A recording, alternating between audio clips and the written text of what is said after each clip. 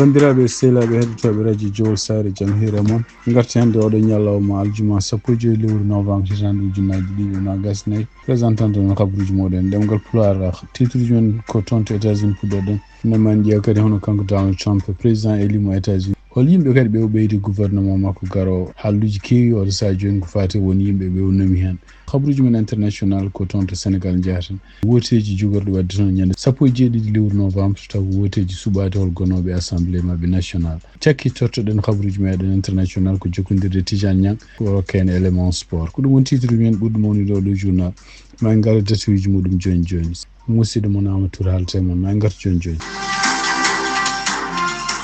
bandiraɓe sehlaɓe heɗotoɓe radio Jowol Sare no mbiɗen en gardiniɓe ni kabaruji men giɗen koye toon to États-Unis caggal nde kanko Donald Trump e nder communication mbaɗaɗo hecciyanki nde o nomi wona biyeteɗo Robert Kennedy yo won gardiɗo ministére toppitiri ko fate cellal e wani ha hannde ko américain ji goni ɗum noon ko guila yimɓe safroɓe ha e safreteɓe goni koye communication goni koye koko laawi sibabude kanko oɗo Robert Kennedy nomede pour yo ardu tugnade kadi e konngudi gumiɗo toon surtout to won yimɓe ɓe ganduɗa ko haraleɓe ko fati cellal kanko biyeteɗo Carlos de Rio kanko woni gardiɗo en école mawɗo toppitiɗo ko fati médecine biyeteɗo Emory School médecine gonɗo toon to Georgia e nder konngudi o haali o wi wonde ko omo fayino gila de campagne o waɗata nde wonde soko kanko Donald Trump so ari mo addu yimɓe gouvernement mo ganduɗa mo ala neɗɗagal walla gouvernement mo ganduɗa en ala qualification kono noon hannde yiidemo wonde ko Donald Trump ne ƴefti hono Robert Kennedy ene wayno o meeɗani sikkude Amérique ne jogo gouvernement mo ala neɗɗagal mo ala personnalité mo ala kadi hay gandal ha yettoɗo en ɗum noon e wayno ko kanko ɗo biyeteɗo Carlos de Rio haalɗum kanko kadi biyeteɗo docteur Ashish Jiha kanko hoore makko ene wayno ko kanko woni mawɗo université Brown université ɗum noon ko écolaji o wi donc ko Donald Trump suɓademo hono oɗo biyeteɗo Robert F Kennedy yo ardo ministére toppitiri ko fate cellal o wi ko feere ɓurde bonde e ko fate surtout bonnande ko fate cellal américain ji ɗum noon ene kanko docteur Ashish Jiha siftinde on tan kanko kadi mo jeeyno e yimɓe ɓeɗo docteur ɓe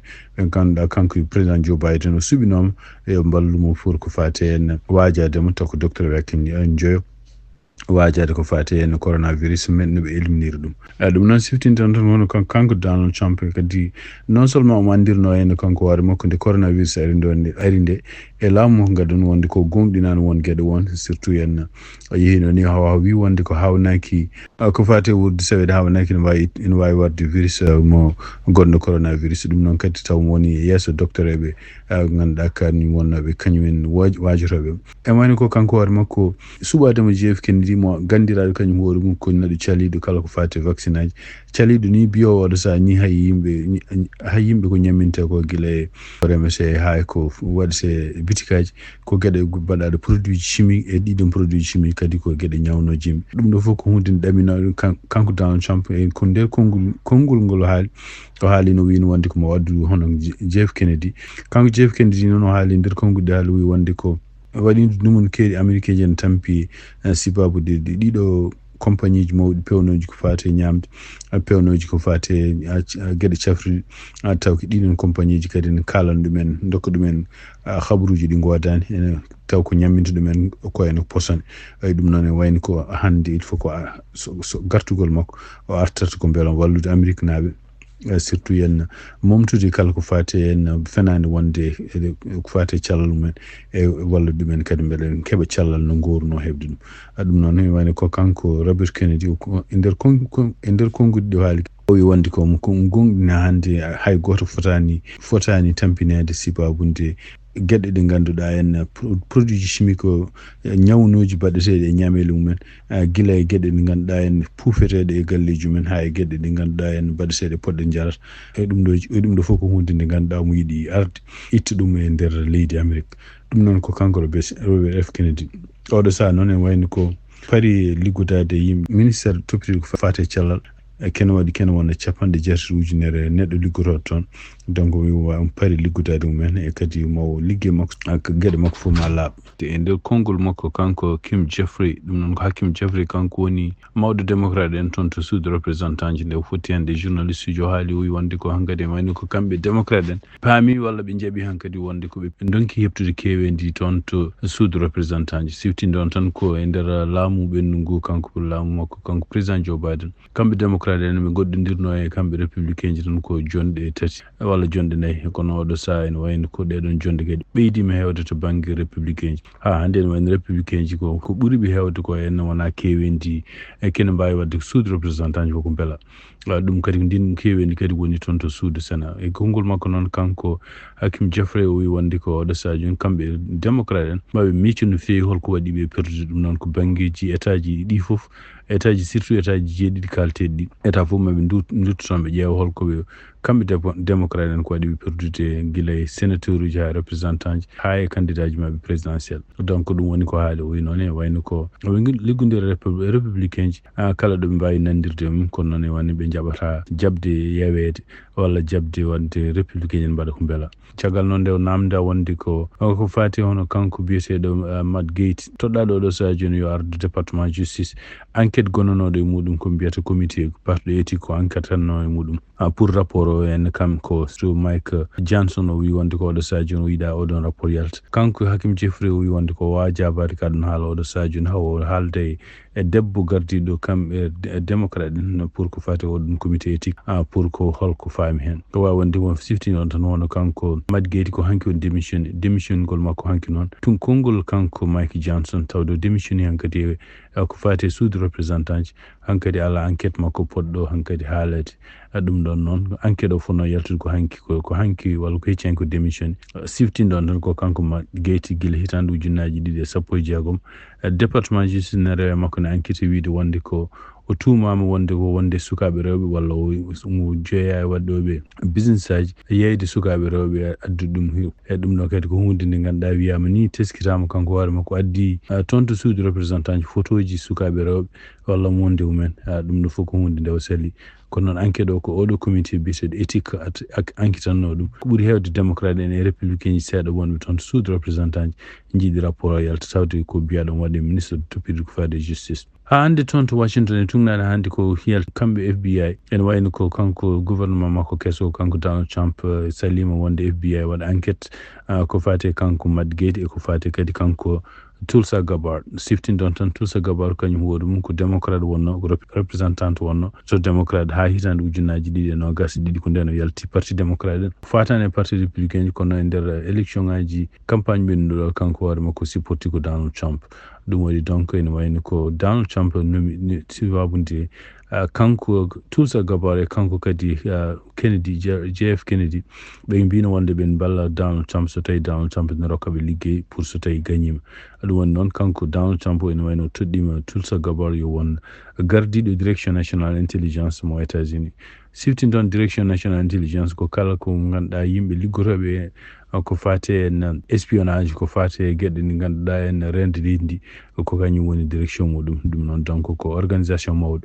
ɗum noon e tungnade kadi habruji jaltuɗi hono kamɓe FBI ene wayno ɓe mbiyama hotoɓe enquête ko fatima ko kanko Tulsa Gabbard e kanko kadi Matt Gaetz ɗum noon siftinde on tan e nder constitution États-Unis ko yamiri ko kala nometeɗo position ngaji baɗi ni henna tawde kay ko laamu il faut ko enquêteur d' abord FBI enquête ɗum ha gasande nden noon nde woni wawa jaɓede wonde ko kañum hoore no foti jogade oɗo liggey laamu firtani wonde ko neɗɗo woni no représentant tan walla woni no sénateur tan fotani enquêtede donc enquêtede pour wonde sénateur e enquêtede pour wonde liggade liggey laamu surtout tawde ko ɗiɗo organisation ngaji mawɗi ardade ko fate justice département mo États-Unis e ardade kadi ko fate direction intelligence national ɗum ko hunde mawde donc siftindan tan hono oɗo saha hono kamɓe démocrate en ko ɓuuri hewde mabɓe nene continue ne waɗa joni yennude walla ƴewde walla felde gueɗe tati ko haaɗiɓe kamɓe hoorema perdu ko waɗiɓe kamɓe démocrate en perdude wonenen mbiya wonde ko comité gardiɗo ko fate démocrate en comité toppitiɗo ko fate surtout élection ngaji wonenen mbiya ni ko ardiɓe démocrate en ɗum noon ko kanko président Joe Biden e kamɓe kanko président Barack Obama hen wawi wonde ni kanko vice président Kamala Harris ɗum waɗi ɓe perdude élection ngaji ɗiɗo en wonen kadi ne mbiya hawnay ko gergonɗo toon to Gaza o sibabude position ngaji makko laamu makko kanko président Joe Biden ko ɗum waɗi ɓe perdi yimɓe heewɓe fonnoɓe wotandeɓe taw ko démocrate en walla fonnoɓe wotandeɓe ni taw ko républicain ji parti to Donald Trump donc ko wawi wonde fof ma en gartu junuji meɗen garoji pour ƴewde kamɓe démocrate en ɓe no pelodira oɗo saha joni ƴewde kadi hol peeje ɓe ƴeftata hen pour ko fati hitande ujunnaji ɗiɗi e nogas e jeegom ko nden wotiji mbattata surtout ko fati en Sénat fati suudu représentant ji hande nder gouvernement makko kanko Donald Trump e habruji jaltuɗe ñalawma kadi ene wayno toɗɗima hono ainsi ko biyeteɗo Jerry Kushner ene wayno on kadi meeɗi wonde laamu makko toɓɓima oɗon kadi yo won bajotoɗomo conseil makko spécial ko fate Moyen-Orient ɗum noon siftinde on tan ko Jerry Kushner kañum hoore mum ko famille muɗum ko juif kadi resi ko ɓiyi ko biyeteɗo Ivanka Trump hande habruji men États-Unis hono kanko Donald Trump e ñalawma kadi o wawi yaltude e télé o wonde o nomi hono biyeteɗo Caroline Levitt yo won porte parole Maison Blanche ɗum noon à partir du 20 janvier oɗo Caroline Levin noon kañum hoore mum yara ko duuɓi nogas jeeɗiɗi kañum kadi wonno jeeyaɗo e yimɓe jeyandiyankoɓe campagne makko kanko Donald Trump ɗum noon ko campagne ɓennuɗo ɗum noon kanko Donald Trump de o yaltinde o wi wonde ko hono Caroline Levitt ko neɗɗo ƴoƴƴo ko neɗɗo kadi tiɗɗo kadi ko neɗɗo mo ganduɗa en kañum hoore mum holli wonde kene jogui karallagal wawde haalde e kadi ko haali fof ne haala mum no waɗi fayida ɗum noon kanko Donald Trump haali kaɗon haala habruji men États-Unis cakkitoɗen ko kanko toon to Maison Blanche hono kanko président Joe Biden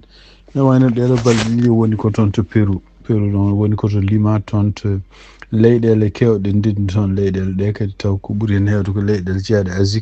Asie et Pacifique donc leyɗele ene wayno ko nogas ko leydi rendin toon ɗeɗo leyɗele fof so ndendinama ene wayno ko produit intérieur brut muɗum kañum woni ma won 60% e ngallu adduno ko teskirano hono kanko président Joe Biden o wawi hande joddade kadi e Xi Jinping noon ko kañum woni gardiɗo leydi Chine ngal ɗon jokkodiral kadi ko jokkodiral tataɓal hakkude mabɓe surtout kadi ko jokkodiral ɗiɗaɓal e ndeɗo hitande ɓennude kanko Xi Jinping e kanko président Joe Biden noon ene wayno ɓe kaali haala kewka surtout kadi e ɗaminade goto men fof ni oɗo saaha en wonde ko hankkadi ɓe goni koye temps mo fitinaji jogori hewde walla mo kumpa jogori hewde e ko jogori arde e lebbi garoji surtout caggal nde kanko Donald Trump o gagni élection ngaji baɗɗi to États-Unis ñande 5 lewru novembre hitande ujunnaji ɗiɗi nogas joyyi siftinde on tan ko kanko président Joe Biden laamu makko holli ko heewi wonde ko haysindo fitinaji walla dukoji ngari hakkude mabɓe Chine au moins kamɓe ɗiɗi ɓe mbawi jokkude kaldigal gongal hakkude Chine e kamɓe e États-Unis kadi ene wayno ko e nder oɗo sommet kadi hono kamɓe Corée du Sud ɓe mbawi kadi hollude wonde ko oɗo saha joni ɓe jiiɗi ko jaam wona toon to Pacifique ɗum noon siftinde on kon Corée du Sud e Corée du Nord ko leyɗele ɗiɗi takkodirɗe kono noon Corée du Nord ene wayno saha fof ene holla fitinaji walla ne holla ene guirbo Corée du Sud surtout e ɗiɗo missilaji bomboji ɗi weralto e weeyo wonen bomboji kadi saani ne piltane jana e kamɓe leydi mabɓe kamɓe Corée du Sud habaruji men international ko toon to Sénégal ɗum noon ko ñande dimanche garoɗo dimanche ɓawo janggo kamɓe leydi Sénégal ɓe mbawata ruttade kadi wooseji ɗum noon wooseji ɗi ko pour suɓade hol wonoɓe député ji mabɓe toon to assemblée nationale noon en wayno ko kanko président Bassirou Diomaye Faye kanko wino assemblée gonno ɗono yo itte ɗum noon ko droit makko e caggal muɗum ɗum noon ko pour beele kanko hoore makko so tawi woteji mbaɗi beele parti makko mo jeeya biyeteɗo Pastef walla laamu makko kanko ngo gagni taw ko woteji bannoɗe ñande lewru mois de mars taw woteji dokkimo gagnade 54% voix ji toon to Sénégal pour beele parti makko ne wawa jogade ko wiyete majorité toon to assemblée nationale beele on wawa wadde ko wiyete programme uji ɗi o wino wonde programme uji mabɓe ɗi ɓe kalno e campagne ko ɗum waddi donc woni ko dimanche ne woni ko 49 liste candidat ko ɗum woni ko jogori wadde toon compétition toon Sénégal kono noon ko ɓuri wawde haalede oɗo saha joni ko yimɓe jeeyaɓe toon to groupe biyeteɗo pastef mo kamɓe Bachir Diomaye Faye kanko Ousmane Sonko ɓe gonno e groupe goɗɗo kadi mo ganduɗa biyeteɗo coalition Takku Wallu taw ko Takku Wallu noon taw rendi hen ko yimɓe jeeyaɓe APR taw ko mo kanko président Macky Sall wonno e yimɓe jeeyaɓe kadi e PDS taw ko mo Karim Wade ɓeɗon ndendi oɗo parti goɗɗo kalteɗo o kadi ko kanko parti goɗɗo biyeteɗo Jaam ak Njariñ taw ardi ɗum ko Amadou Ba ko neɗɗo gonnoɗo premier ministre o e laamu Macky Sall e kadi kañum hoore mum ko candidat présidentiel wonno kañum ari deuxiéme liste caggal élection ngaji badɗi mois de mars ɗi donc en famaka tan kanko Amadou Ba kankone ene wayno ko jogguiɗo noon dango makko mango pour wiide wonde ko yimɓe wonɓe oɗo saha joni ardiɓe laamu ngu surtout hono kanko Ousmane Sonko ko yimɓe ɓe ngala humpitare no fewi ko fate laamu parti goɗɗo kalateɗo ko homo biyeteɗo Samsa Kaddu noon e wayno ardi ɗum ko hono kanko maire gonɗo maire Dakar oɗo saha joni biyeteɗo Barthélémy Dias ɗum woni donc ɗiɗo parti ji ɓuuri wawde haalde ne waɗi parti ji goɗɗi noon kono ne waɗi coalition mawɗo kamɓe parti ji opposition ɓe ndendi hen ko ɓuuri famide tan oɗo campagne kadi ne waɗi fitinaji ne kewi fitinaji surtout hakkude kamɓe parti Pastef e kamɓe kadi oɗo parti biyeɗo Samsa Kaddu yiyama hen won pindiral yiyama hen caɗele kewɗe hakkude ɗiɗo parti ji foof ko wawi wonde fof ene wayno ko dimanche andete hol gañiɓe majorité toon to assemblée nationale mo leydi Sénégal bandiraɓe sehilaɓe heɗotoɓe radio Jiwol Sare gasdirten habaruji men international ko jokkodirde Tidiane Niang o wawa rokkude en élément makko élément sport mo jogani élément coftal balling mo jogani en hannde Tidiane Niang bisimilla ma noon tigui musidɓe tedduɓe hettiyankoɓe haalirde radio Wol Sare gadorɗen kabaruji men coftal balli ko jencude kiwdira qualification coupe d'Afrique Maroc hitandu ujunnaji ɗe 25 ñalawma hannde to Botswana kippu Botswana kañum hewdirno e nande mabɓe mo Mauritanie kiwdiral ngal wawi gasi ko ɗekki on partout loggol équipe nationale mo leydi Mauritanie wawi addude ɗum ko Aboubacar Keita à la 7e minute oɗo poule kippu Cap Vert kañum hewdirno e kippu Égypte kiwdiral ngal wawi gasi ko ɗekki on partout Cap Vert yalte qualification oɗo coupe d'Afrique Maroc hitande ujunnaji ɗe 25 potite saket ngal ɗo diddal wonata ko 19 nduɗo lewru gonɗen hawra e ñalawma talata ɗo e lamorgo leydi Mauritanie ma hewdire Cap Vert ko on tuma kippu Égypte ma hewdire kippu Botswana ko fate ndiɗon mbawdi Mauritanie ne wawi qualifiade condition ɓe keɓa polgue yesso kippu Cap Vert e on tuma taw Égypte heeɓi polgue yesso kippu Botswana ha joni ko fatendi ɗon mbaɗi kippu Afrique Sud kañum yeehe nder terre Ouganda samti ɗum loggi ɗiɗi e ndigga Mali kañum yeehe nder terre Mozambique fi ɗum loggol gotol e ndigga ha joni ko fatendi ɗon mbaɗi Eswani kañum hewdirno e Guinée Bissau kiwdira ngal wawi gasi ko ɗeke on partout andama 19 équipe aji puɗɗiɗi qualifiade ko kippu Maroc pays organisateur Burkina Faso Cameroun Algérie Sénégal République démocratique du Congo Angola Égypte Guinée équatoriale Côte d'Ivoire kippu Ouganda Afrique du Sud Gabon Nigeria kippu Tunisie Zimbabwe Zambie kippu Mali kippu Comore jencude kiwdire Inter Arena futsal kiwdire barrage championnat foot hitande ujunnaji ɗe 24 hitande ujunnaji ɗe 25 ñalawma hannde kippu wajju kañum hewdirno kippu Sinthiane Diama ko Sinthiane Diama heeɓi polgu loggi joyi ndiga bogge bas kañum heeɓi polgue yesso kippu Dalhaya loggi tate loggi ɗiɗi ha joni ko fatendi ɗon mbaɗi kippu Dawlel kañum heeɓi polgue yesso kippu Mbotto loggi tate ndiga Ligue Sayba kañum hewdirno kippu Falakome ko Falakome heeɓi polgu loggi tate loggi ɗiɗi Mbagne kañum jaɓino kippu Sinthiou ko Sinthiou wawi hebde polgu loggi tate loggi ɗiɗi kippu Saye kañum hewdirno kippu Mafondu kiwdiral ngal wawi gasede ko ɗekki 3 partout gudiran kabaruji men coftal balli jencude kiwdire Ligue des Nations ñalawma hannde kippu Portugal kañum samti kippu Pologne ha ɗiggi loggi joyi loggol gotol Écosse kañum hewdirno kippu Croatie ko Écosse heeɓi polgu loggol gotol e ndiga kippu Danemark kañum hewdirno kippu Espagne ko Espagne heeɓi polgu loggi ɗiɗi e loggol gotol Ligue des Nations en jokki ñalawma janggo saga waktuji 19 to pawi hojomaji 45 kippu Allemagne ma hewdire kippu Bosnie kabaruji men coftal balli ko do kayɗi en calmini hettiyankoɓe haalirde radio Wol to mbawi wonde foof bandiraɓe sehilaɓe heɗotoɓe radio Jiwol Sare ko ɗi habaruji min jogonno on hannde oɗo ñalawma aljuma hayru ko 15 lewru novembre hitande ujunnaji ɗiɗi e 24 en mbaali jaam ha janggo kadi on jarama